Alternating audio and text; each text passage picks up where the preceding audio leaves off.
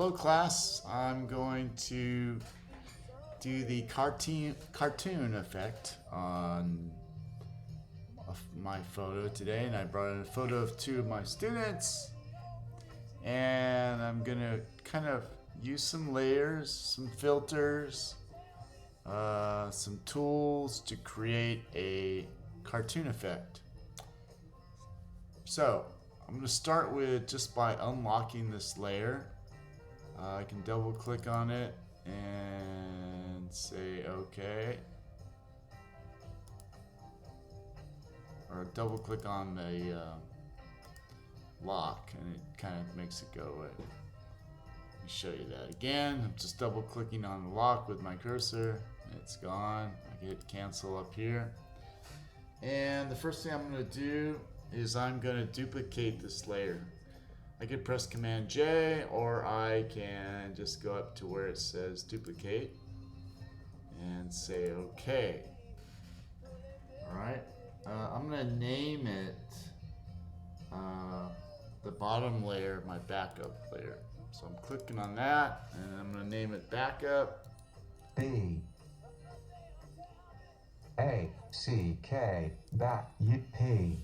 And my computer is reaffirming that as he likes to speak to me. So I got my backup layer, and now I'm gonna go and create a new layer. I can either come down to this bottom icon, which has a plus sign just to the left of the trash can, or I can now also just press Command Shift N if I'm using a Mac, and that will create a new layer. And I'm just gonna say OK. And you'll see it's a graph layer. There's no photo on it, right? It's empty in that regard. I want to fill it with some paint, right? I want to create some white in there. So I'm gonna go over and grab my paint bucket tool, which is right underneath the gradient tool. If I have two columns, I would go to the first column and go 1, 2, 3, 4, 5, 6 down, get my gradient, and then I just right click and go to the paint bucket tool. I'm just gonna click on right over here. I'm on top of the properties panel with my color panel open, and I'm just gonna click the whitest of white over here with my left click. And then with my paint bucket tool, you see that here, I'm gonna click on just the background. So it created a nice white background. If I turn off this top layer for a minute, you'll see that underneath that I have a white background layer, and that's what I want. Okay, so good. You should have that order. Excuse me. So this should be your photo. I'm just gonna name that my photo layer. P-O-O. And then I have layer 1 and then my backup. That's what it should look like. The photo, layer 1, and backup. Okay, from here I'm gonna go over and grab another tool, and I'm gonna grab my quick selection tool. If I have two columns, it's in the second column, just one down. I right click, and on the very top is the object selection tool and then the quick selection tool. I'm going to grab that, and I could go around and start selecting them, but I'm not. I'm going to actually just go up to the top where it says subject select, and I'm going to try that and see how it does. Let me make my image a little bit smaller for a minute, and I'm going to hit the select subject, and you see it selected them, and if I zoom in, it did okay, right? It's not perfect, but for this particular assignment, I'm not doing a composite. I'm not editing it, cutting it out. So I think we're okay with just using that subject select tab for this assignment.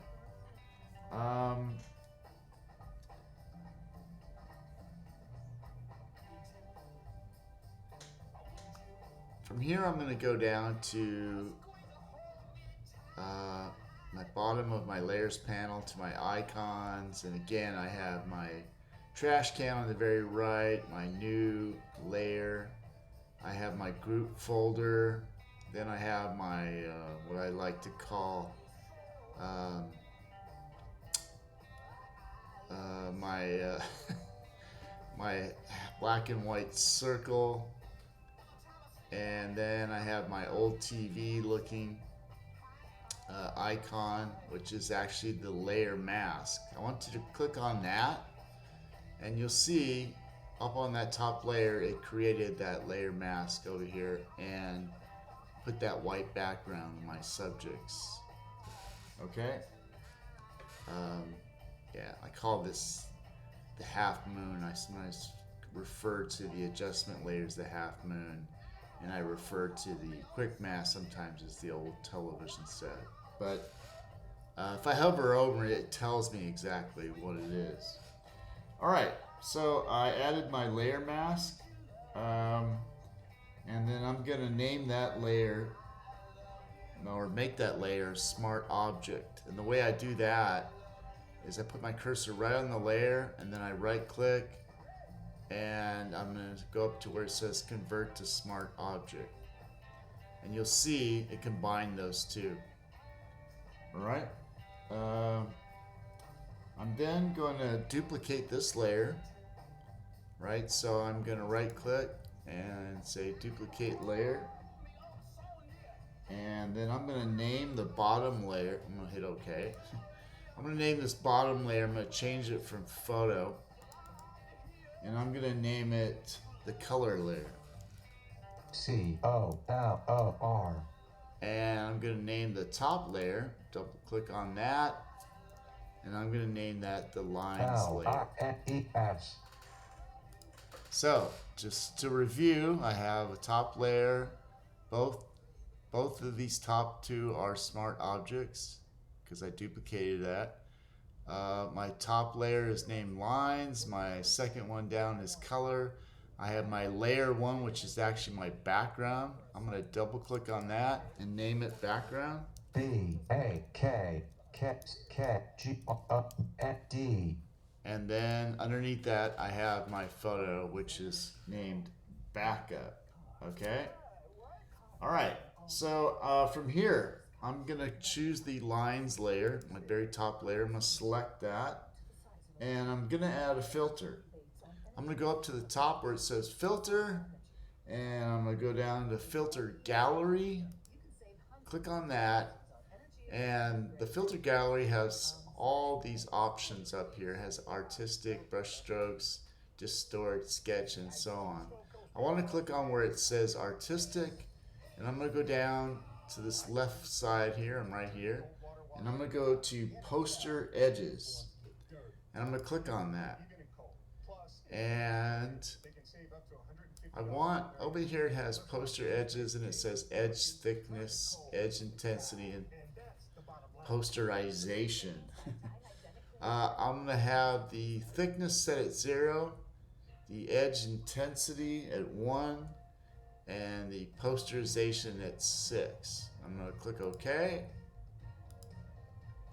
and I have that going. And you see, since I made this a smart object, everything I do goes right underneath that layer. From here, with the lines still selected, I'm going to go up to Image, up here at the very top, and I'm going to go to Image Adjustments, and I'm going to Threshold. And we did this, if you were in photo 1 with me, we did this during the Andy Warhol silk screen project where we made 4. So if I grab this slider on here, the threshold level changes and my image changes, right? So that kind of looks like a graphic design, and it kind of allows me to add some darkness or lightness if I move that lever back and forth.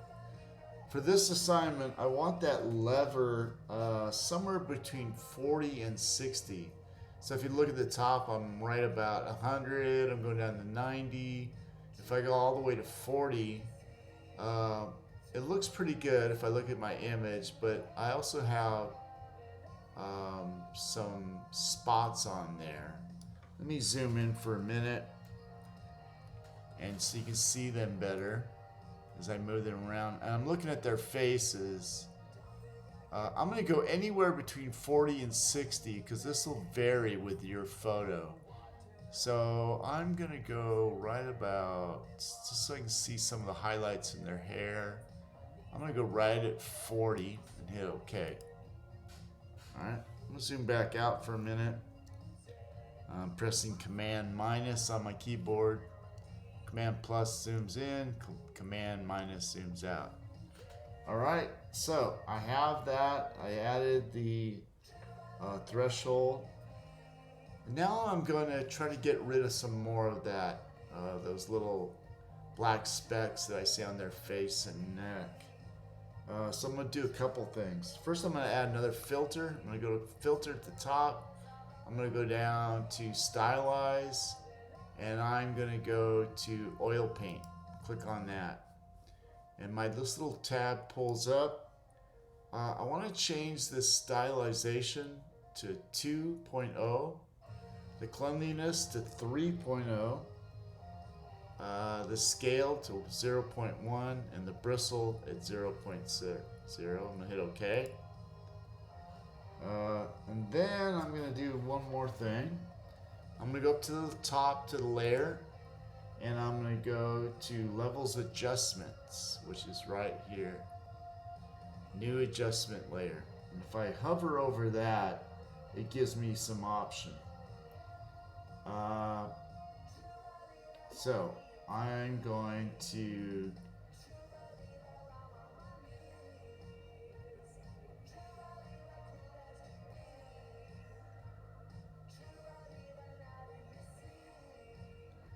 go to Levels. Sorry, I was looking at my notes. And I'm going to click OK. So I have this Levels over here, and I want to right click on that and see create a clipping mask. See that? Okay, then I'm going to go right up to my properties panel. Now that I added that levels layer, I have this levels, and you'll remember that from way back. We started off with color correcting by using those. I just want to not grab the middle slider, but go to the very right and grab that slider and pull it to the left. Let me zoom in a little bit again. So if you see with that, if I zoom to the left or pull it to the left a little bit, I'm getting rid of some of that oil painting effect that I had. If I leave it the way it is, you can see that it kind of has like the texture on their face kind of seems like it has a drip to it. I'm getting rid of that by pulling this to the left a little bit. I don't want to lose all of it because I kind of like it around their eyes. So I'm going to go somewhere like 200, 175 to 200. I'm going to do 175 and I'm going to leave it there. Alright, from here, I'm going down to the lines layer. We've been working on that lines layer. I added this levels. I want to make sure I click back on the lines layer. Alright. I'm going to change the blend mode, which is up here where it says normal. And I'm going to change that to multiply. And it kind of brings them back, right? Brings back their color. From here, I'm going to go down to my color layer. And I'm going to click on that to highlight it. And I'm going to do some work on that. Pretty much everything that I did up on the lines, I'm going to do down on the color. So I'm going to be kind of repeating some things. So first I'm going to go up to Filter,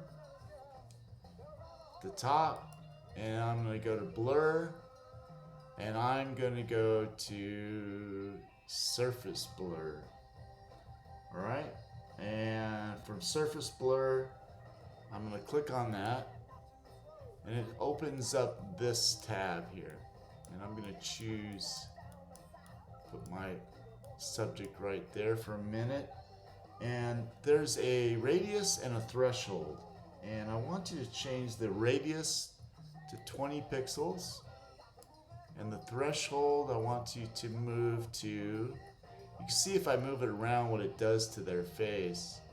I want to put it like right about 10 pixels or somewhere close to there.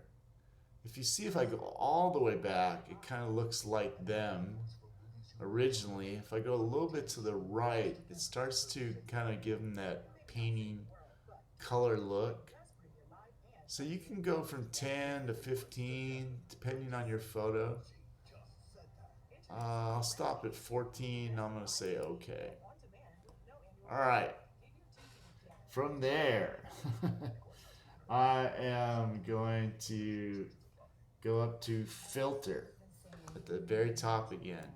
And this time, I'm going to go to Stylize and back to oil painting like we did before. I'm going to click on that. And under the oil paint, I'm going to go 2.0.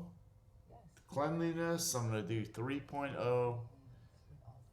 Scale 0.1. And the bristle 0.0. And hit OK.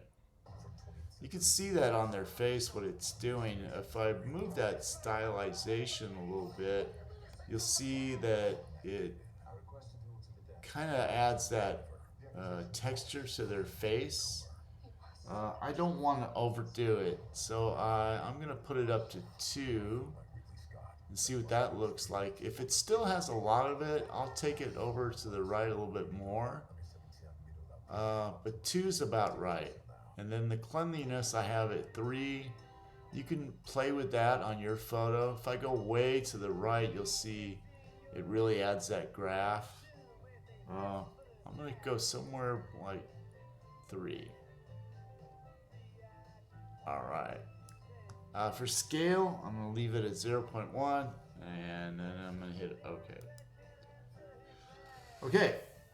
Very good. I'm going to go back to the filter at the very top and go to filter gallery like I did earlier. And last time I chose those poster edges. This time I want to go to cutout and click on that. And you'll see that I got rid of that textured look, but it added these nice shadows and kind of value gradients on their faces. I'm going to go over to the right over here where it says cutout, and the number of levels, I'm going to go play with that a little bit and see how that looks and how it affects them. You see them changing as I move this around. I'm looking at the shadows that it creates on their face. If I go way to the left, my right subject has a lot of red on her. I'm going to go back to about 8. And I still have a little bit red on her neck. I couldn't get rid of it. 8's as high as I can go. But that's okay. I'm going to leave it at 8. My edge simplicity's at 2. I'm going to leave it there. My edge fidelity's at 2. I'm going to leave that there. I'm going to hit OK. Alright. So we're doing good. I'm going to go up to layer again at the very top. And I'm going to click on that. And I'm going to say new adjustment layer just like I did before. And this time I'm going to choose a hue and saturation layer. And click on that. And say OK. And that hue and saturation layer goes onto the top. I want to create a clipping mask again. So I right click. And I say create clipping mask, right? And I'm just going to go up to the saturation up here in the properties panel. So I have hue, saturation, and lightness. I'm going to take that saturation level and go to the right a little bit and see how it affects my photo. If I pull it to the left, I'm pulling all that color out. If I go to the right, I'm adding some color and giving it more of that cartoon effect. So it's really up to you what you want it to look like. I kind of like mine. I have mine about plus 50. Uh, it's a little bit too much on her face though. So I'm gonna pull it down a little bit. I'm about plus 33 for mine. It'll vary for your photo though. Yeah. Okay. So I'm gonna leave that there. Next move, I'm gonna go up to layer again at the top. And I'm gonna go new adjustment layer again. And this time I'm gonna add that levels layer. And I wanna say okay. And I'm just going to move. Oh, before I go any further, I'm going to create a clipping mask. Yeah. And then I'm just going to move that levels layer on the right again on this one, just like I did with the other one, to the left. And you can see if I go really left, I pull a lot of that out of their face. If I come back a little bit, it's going to be up to you to decide on that. I would say somewhere around 200. But if I go all the way to the left, I really kind of get rid of that color I had on her neck here.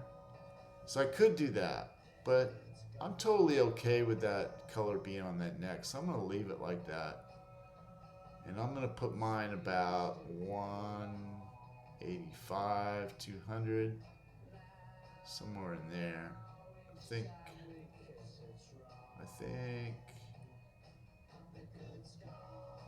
I'm gonna do 185.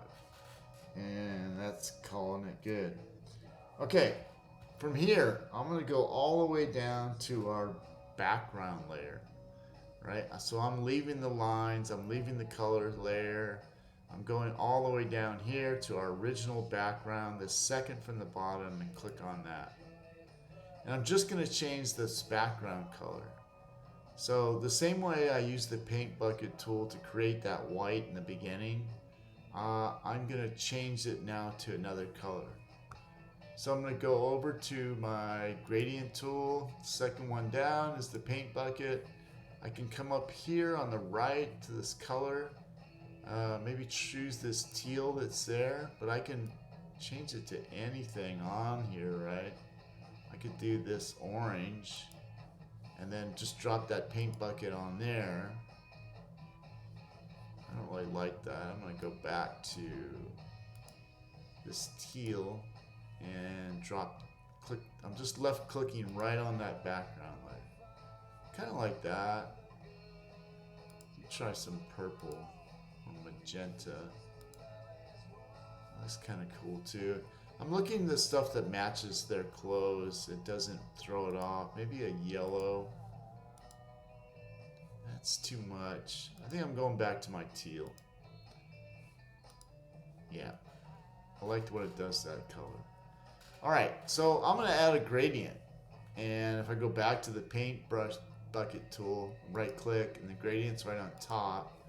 And we did this with the black and white luminosity. I'm just going to put my cursor about halfway in the photo, left click, and drag this up to the very top and let go.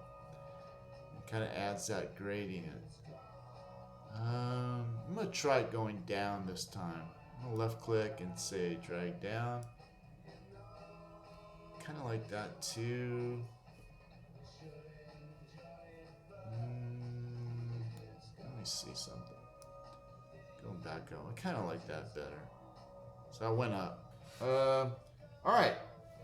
So now I'm going to go back to my layers panel and I'm going to group these top layers into one.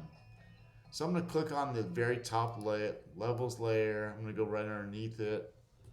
I need to hold down my shift key though and click on the lines layer, click on the levels layer, click on the hue and saturation layer, and then finally click on the color layer. And I'm going to go down to this group icon or the folder icon and click that, or I can press Command G on my keyboard while I'm still holding the shift key. I'm just going to click that folder and put it into a group. I'm going to name this group by double clicking on where it says group 1, and I'm going to name it lines and color, or color and lines, color, just to make it easier on me. and LIES. And good. I'm also going to right click on that layer while it's highlighted, and I'm going to say merge this group together. What I want to do now is add a stamp. And a stamp takes all that work I did that's inside this group folder and kind of just renders it all together. The way I create a stamp is I hold down my command key, I hold down my option key, the one right next to it, and then I'm going to reach over and hold down my shift key. So I'm holding down 3 keys on my keyboard: my command, my option key, and my shift key. And this is on a Mac. I guess you would be holding your select and your shift and your alt key if you were on a PC. I hold all 3 of those down, then I hit the letter E on my keyboard, and you'll see it created that stamp layer. So we're just about done. I want to duplicate the backup layer. So I'm going to go down to the very bottom of the photo, and I'm going to right click that, and I'm going to say duplicate it. I'm going to say OK. So I have a backup copy, and I'm going to drag this backup copy right underneath that top layer that we just stamped, right? So I have that layer and the backup. All right. So I'm going to name this layer photo. I'm going to double click up the backup copy and name it photo. PAOTO. All right. And then with the stamp layer, I'm going to click on the stamp layer, right? The very top one that I stamped. Highlighted. I'm going to make sure that's highlighted. This is the last effect. You can actually leave your photo just like this. You're done. But I'm going to try another effect, and this is optional. You don't have to do this. But I'm just going to... I've seen this on Instagram where I cut away some of this and show the original photo the way it looked in between those cuts. That's why I put that photo right here underneath that stamp. But I need to have the very top layer selected. I'm going to go grab a polygonal lasso tool. In the first column, first one down, if I right click, that's my lasso tool. The second one is the polygonal lasso tool. I'm just going to use this to cut through here. So I'm going to start up here on the left. I'm going to go down to her head, maybe part of her head there. I'm going to zigzag across so I have some of her eyes here. And then I'm coming back. I'm just kind of cutting back and forth on this. And then back. And maybe come down to the very bottom here. Once I have that, I'm going to come up to the top on the outside of my photo just to get up here to come up to connect it again. When I get that small circle, I know it's connected. I can click again, and I have these lines in here. So all I need to do is go down to the icon, the quick mask or the old television set, and click on that.